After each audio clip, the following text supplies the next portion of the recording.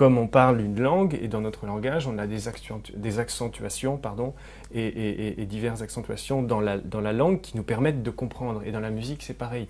On a les dissonances et les consonances. Par exemple, ici, j'ai un La de la tessiture du ténor et un La de la tessiture de l'octave supérieure.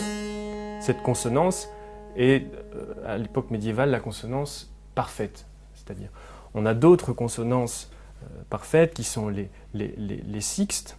1, 2, 3, 4, 5, 6.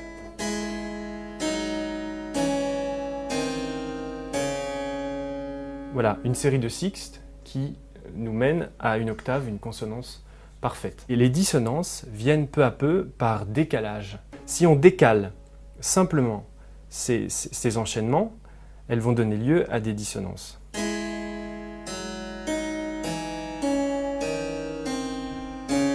C'est-à-dire que le décalage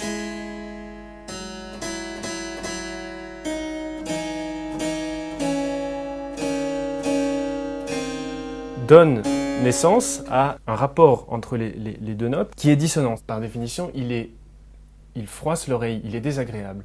C'est-à-dire que cette dissonance a besoin d'être résolue. Par définition, la dissonance est forte puisqu'elle est désagréable. Donc, elle doit être résolue. Et elle se résout par toute cette série de décalages sur des consonances parfaites.